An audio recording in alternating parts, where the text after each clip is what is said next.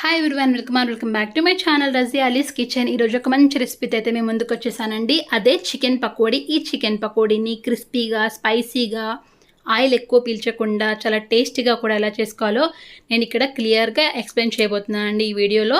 తప్పకుండా ఎండ్ వరకు అయితే వీడియోని చూసేయండి.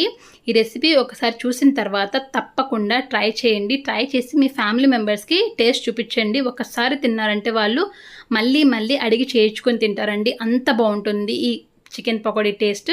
తయారీ విధానం అయితే చూసేద్దాం. ముందుగా నేను ఇక్కడ 1 kg దాకా చికెన్ తీసుకున్నానండి. ఈ 1 kg చికెన్లో 1/2 kg బోన్లెస్, ఒక 1/2 kg బోన్స్ తీసుకున్నాను.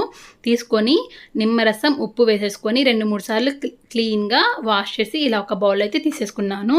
నేను ఇక్కడ 1 kg క్వాంటిటీకి ఇంగ్రీడియంట్స్ చూపిస్తున్నానండి. 1 kg చికెన్కి ఇంగ్రీడియంట్స్ అయితే చూపించేస్తున్నాను. ఇందులో 1.5 టేబుల్ స్పూన్ల సాల్ట్ వేసేసుకోవాలి. ఒకవేళ మీరు గల్లుప్పు యూస్ చేసుకున్నట్టయితే 1 టేబుల్ స్పూన్ గల్లుప్పు వేసుకోండి, సరిపోతుంది. ఇలా 1.5 టేబుల్ స్పూన్ల సాల్ట్ వేసేసిన తర్వాత ఇందులోనే 1 టీ స్పూన్ పసుపు, 1 టీ స్పూన్ జీలకర్ర పౌడర్ వేయించినది, తర్వాత ఇందులోనే 1 టీ స్పూన్ గరం మసాలా లేకపోతే చికెన్ మసాలా, నేను ఇక్కడ గరం మసాలా యూస్ చేస్తున్నాను. తర్వాత 1/2 టీ స్పూన్ మిరియాల పౌడర్ కూడా వేసిన తర్వాత ఇందులో 1 టేబుల్ స్పూన్ అల్లం వెల్లుల్లి పేస్ట్ ఫ్రెష్గా పట్టుకొని వేసుకోవాలండి. ఏ రెసిపీలోకైనా అల్లం వెల్లుల్లి పేస్ట్ ఫ్రెష్గా ఉంటే బాగుంటుంది టేస్ట్.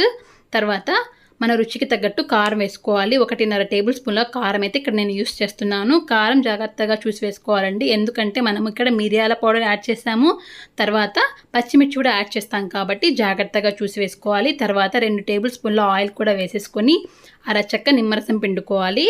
ఇలా నిమ్మరసం పిండుకోవడం వల్ల తినేటప్పుడు టేస్ట్ బాగుంటుందండి చికెన్ పకోడీ. ఈ స్పైసెస్ మొత్తం ఈ చికెన్కి బాగా కలిసేటట్టు బాగా కలుపుకోవాలండి. ఇలా ఈ చికెన్ పకోడీ రైస్, రసం, సాంబార్, పప్పు లేకపోతే ఉట్టిదైనా ఎలా తిన్నా బాగుంటుందండి. టేస్ట్ అయితే అదిరిపోతుంది.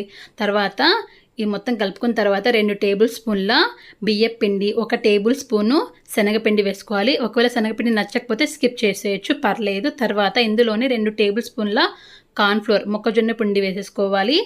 తర్వాత సన్నగా కట్ చేసుకున్న కొత్తిమీర, కాస్త కరివేపాకు సన్నగా కట్ చేసి వేసుకోవాలి. తర్వాత ఇందులోనే మనకు కావాలంటే పుదీనా కూడా వేసుకోవచ్చు సన్నగా తరుక్కొని. తర్వాత 2-3 పచ్చిమిర్చి చీలికలు ఇలా వేసేసుకొని ఈ మొత్తాన్ని బాగా మిక్స్ చేసుకోవాలండి. చూడండి, ఇలా మిక్స్ చేసేటప్పుడు ఒకవేళ వాటర్ అవసరం అనుకుంటే 2 టేబుల్ స్పూన్ల వాటర్ వేసుకోవచ్చు. నేను ఇక్కడ కాస్త వాటర్ యాడ్ చేస్తున్నాను. వాటర్ యాడ్ చేసి ఈ పిండి మొత్తం ఈ చికెన్కి బాగా కలిసేటట్టు బాగా కలుపుకోవాలండి.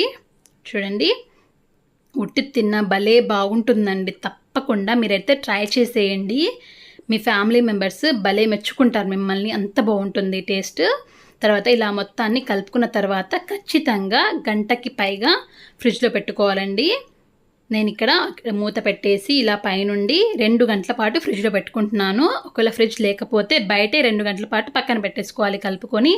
చూడండి, 2 గంటల తర్వాత ఫ్రిడ్జ్లోంచి ఓపెన్ చేసి చూపిస్తున్నాను. చికెన్ అయితే ఇలా కలుపుకొని పక్కన పెట్టేసుకుందామండి. తర్వాత స్టవ్ ఆన్ చేసుకొని ఒక కడాయి పెట్టుకొని డీప్ ఫ్రైకి సరిపడా ఆయిల్ వేసుకొని, ఆయిల్ బాగా హీట్ అయిన తర్వాత మనం కలిపి పెట్టుకున్న చికెన్ ముక్కల్ని కడాయిలన్నీ పడతాయి అన్నీ వేసేసుకొని ఇలా ఫ్రై చేసేసుకోవాలి. మధ్య మధ్యలో కలుపుకుంటూ చికెన్ బాగా ఈవెన్గా ఫ్రై అయ్యేటట్టు కలుపుకోవాలండి.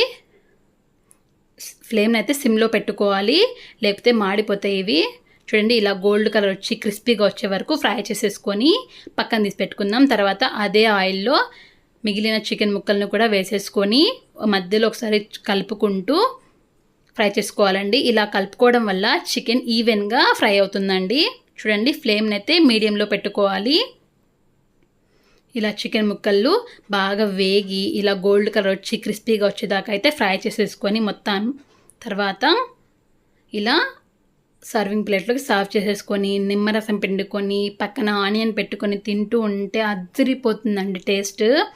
మీ ఫ్యామిలీ మెంబర్స్ భలే మెచ్చుకుంటారు మిమ్మల్ని ఇలా చేసి పెడితే. తప్పకుండా ట్రై చేసేయండి.